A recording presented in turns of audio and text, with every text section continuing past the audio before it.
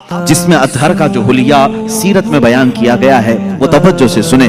اللہ کے حبیب صلی اللہ تعالیٰ علیہ وسلم قد و قامت میں نہ بہت زیادہ لمبے تھے اور نہ پست قد تھے، درمیانی قد، لیکن وہ بھی اس کمال کا کہ اگر 1000 کے مجمع میں ہو تو سب سے بلند میرے آقا نظر آتے تھے۔ یہ تو میرے آقا کا معجزہ بھی تھا۔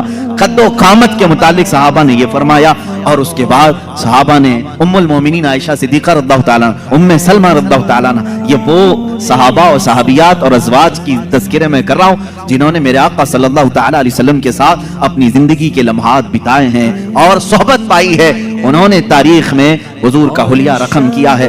اللہ کے نبی صلی اللہ تعالیٰ علیہ وسلم کی پیشانی مبارکہ ابھری ہوئی تھی، چوڑی تھی، ایسی نہیں کہ بالکل چھوٹی ہو، کشادہ پیشانی تھی، اور حضور اکرم صلی اللہ تعالیٰ علیہ وسلم کی دونوں بھویں جو تھی، ان کو بھویں کہا جاتا ہے، ابرو کہتے ہیں یا بھویں کہتے ہیں، یہ دونوں نہایت گھنے تھے اور بیچ میں آ کر کے مل جاتے تھے، یعنی دونوں بھووں کے درمیان ملاوٹ تھی، اتنا کشادہ نہیں، کھلے ہوئے نہیں، دونوں ابرو مل جایا کرتے تھے۔ یہ خوبصورتی کی اعلیٰ قسم ہوا کرتی ہے، اور حضور پاک صلی اللہ تعالیٰ علیہ وسلم کی پلکیں نہایت گھنی اور لمبی تھی۔ حضور پاک صلی اللہ تعالیٰ علیہ وسلم آنکھ بند کرتے تو نظر آتا، آنکھ کھولتے تو نظر آتا، بلکہ بعض صحابہ کہتے ہیں ایسا لگتا دن ہو رہا ہے رات ہو رہی ہے، دن ہو رہا ہے رات ہو رہی ہے۔ آنکھوں میں یہ جو پلکیں تھی کافی گھنی تھی، اور حضور اکرم صلی اللہ تعالیٰ علیہ وسلم کی بینی مبارکہ یعنی ناک شریف حضور اکرم صلی اللہ علیہ وسلم کی نہایت ہی کھڑی ناک تھی، سیدھی بالکل، ایسی نہیں کہ چوڑے ہوں یا نتھنے نظر آتے ہوں، لیکن کھڑی ناک تھی، ایسے لگتا تھا کہ جیسے بالکل کسی نے چاندی سے تراش کر کے رکھا ہو۔ یہ بھی صحابہ نے کہا حضور کا جسم ناز ایسا لگتا تھا جیسے کسی نے چاندی میں ڈھال کر کے اتارا ہے، اور یہ بینی مبارکہ تھی۔ اور حضور اکرم صلی اللہ تعالیٰ علیہ وسلم کے رخسار مبارک، حضرت عائشہ صدیقہ فرماتی ہیں، نہ بہت زیادہ ابھرے ہوئے تھے، نہ بہت زیادہ چپکے ہوئے تھے، ہموار تھے، لیکن جب حضور مسکراتے تھے تو اس میں انار کی سرخی آتی تھی، اور جب ناراض ہوتے، غصہ ہوتے تو اس میں لال پن نظر آتا تھا۔ صحابہ اس سے محسوس کر لیتے حضور پاک صلی اللہ تعالیٰ علیہ وسلم کے رخسار پاک، یہاں تک کہ ایک صحابی نے کہا حضور گورے رنگت کے تھے، لیکن گورے کا مطلب چونے جیسی سفیدی نہیں، بلکہ کہتے ہیں ایسے گورے جس کو کہتے ہیں گلابی رنگت ہو۔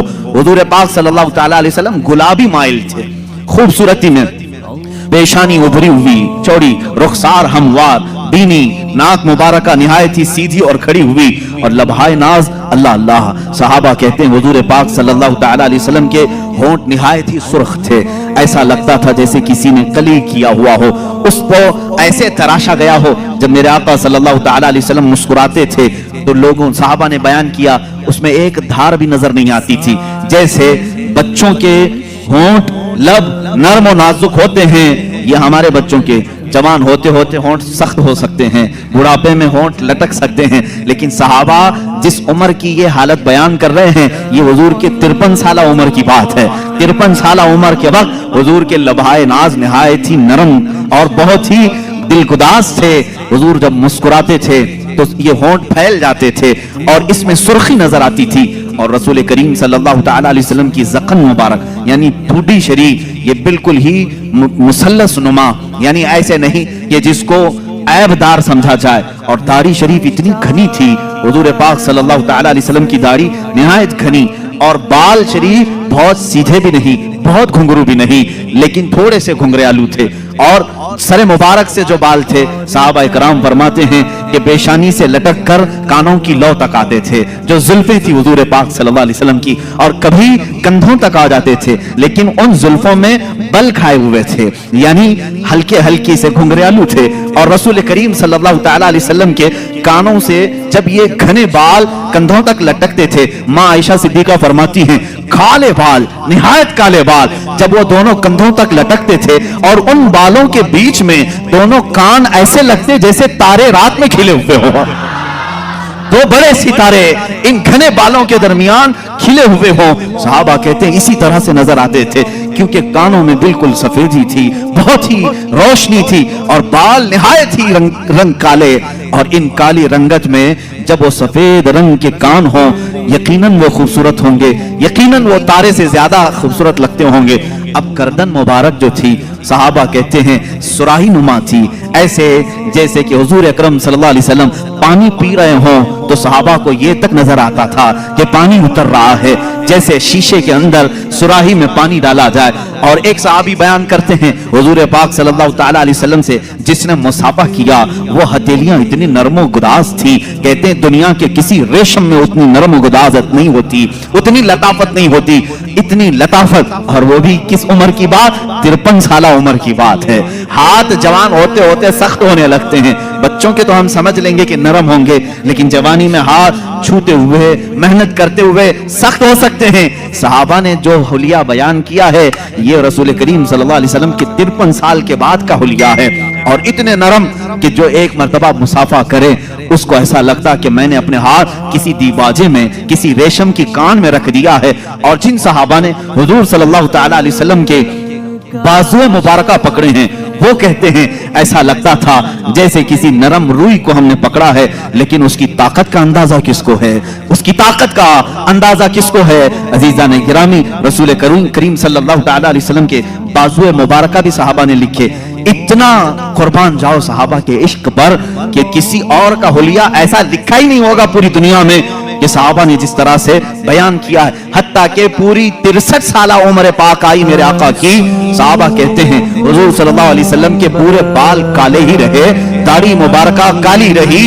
इन पूरे दाढ़ी और सर के बालों में सहाबा कहते हैं 14 बाल सफेद आए थे। कितने? 14 बाल सफेद आए थे। अल्लाह अल्लाह, सहाबा का ये इश्क था, वो हुजूर पाक के सफेद बाल तक गिन करके रखते थे। वो सहाबा जानिसार थे, हर अज़ू को, हर अदा को उन्होंने तहरीर में लाया है। अल्लाह के नबी सल्लल्लाहु ताला अलैहि वसल्लम की इस सूरत मुबारका में जो बातें मैंने अर्ज की, गर्दन सुराही नुमा, माँ आयशा सिद्दीका फरमाती है शिकम पाक कैसा था, कहती है सीना जिस तरह से था उतना ही पेट मुबारक भी था।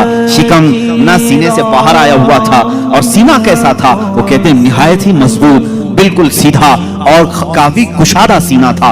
रसूल करीम सल्लल्लाहु ताला अलैहि वसल्लम का सीना काफी कुशादा, और पेट मुबारक का सीने से बाहर आया हुआ नहीं था, बिल्कुल सीने के बराबर था। और माँ आयशा सिद्दीका रज़ियल्लाहु ताला अन्हा ने अब कदमाए नास को भी बताया है। अल्लाह अल्लाह, रसूल करीम सल्लल्लाहु ताला अलैहि वसल्लम के पैर मुबारक इस कदर हसीन व जमील थे, कहते हैं कि उनके पैरों के अंदर एक अजीब तासीर ये थी कि वो पत्थर पर रखते थे तो निशान आ जाता था। थे इतने नरम और नाजुक कि अगर हम हाथ में ले लें तो रूई का सा एहसास हो, लेकिन जब वो सख्त पत्थर पर मेरे आका कदम रखते तो पत्थर नरम होता और नक्शे रसूल पाक, कदमे रसूल पाक को अपने सीने में ले लेता। रसूल करीम सल्लल्लाहु ताला अलैहि वसल्लम के दंदाने मुबारक, दांत मुबारक, हजरत आयशा फरमाती है हर दांत से अलग नूर निकलता था, हर दांत से अलग नूर निकलता था। एक मर्तबा आयशा सिद्दीका रज़ियल्लाहु ताला अन्हा फरमाती हैं मैं घर में बैठी अपने कपड़ा सी रही थी और अंधेरा था, मैं अंधेरे में ही कपड़ा सिल रही थी। इसी असना में रसूल करीम सल्लल्लाहु ताला अलैहि वसल्लम मेरे हुजरे के करीब आए, मैंने कपड़ा समेटना चाहा, सुई मेरे हाथ से गिर गई। हुजरे में सुई कहां नजर आए? अंधेरे में। अल्लाह के हबीब सल्लल्लाहु ताला अलैहि वसल्लम हुजरे में दाखिल हुए और प्यार से हजरत आयशा को हुमैरा कहा जाता था। या हुमैरा, ए हुमैरा, किस चीज की तलाश में हो? हुजूर पाक ने मुस्कुराया। जब मुस्कुराते थे तो 4 दंदाने मुबारका हुजूर के नजर आते थे। हजरत आयशा फरमाती हैं उन दांतों से इतनी रोशनी निकली कि मेरी गुमशुदा सुई मुझे मिल गई। 4 दंदाने मुबारका की रोशनी से हुजरे में इतनी रोशनी आई थी कि हजरत आयशा फरमाती है मेरी गुमी हुई सुई मुझे वापस मिल गई। आंखें हुजूर अकरम सल्लल्लाहु ताला अलैहि वसल्लम की कैसी थी? हजरत समुरा बिन जुंदुब रज़ियल्लाहु ताला, बरा बिन आजिब रज़ियल्लाहु ताला, खुद मां आयशा सिद्दीका रज़ियल्लाहु ताला ना फरमाती हैं अल्लाह के नबी सल्लल्लाहु ताला अलैहि वसल्लम की आंखें काफी कुशादा, बड़ी बड़ी आंखें थी, इतनी बड़ी भी नहीं कि देखने वाले को ऐब लगे, बहुत छोटी भी नहीं पतली, लेकिन इसको बड़ी आंखें कहा जाता है। जिसकी बड़ी आंखें होती हैं वो खूबसूरती की एक किस्म होती है। बड़ी आंखें होना खूबसूरती की एक किस्म है। अल्लाह के नबी सल्लल्लाहु ताला अलैहि वसल्लम की आंखों के अंदर की भी बात सहाबा फरमाते हैं ये जो पुतली थी निहायत काली थी, और जो बाहर की सफेदी थी वो बहुत सफेद, लेकिन उसमें खून के जो डोरे थे वो साफ नजर आया करते थे। बारीक बारीक नसें, साफ नजर आती थी। सहाबा ने क्या क्या देखा है और क्या क्या नक्श करके रखा है, मेरे अजीजों गालिबन बाद में आने वाले हम गुलामों के लिए ही उन्होंने लिखा होगा।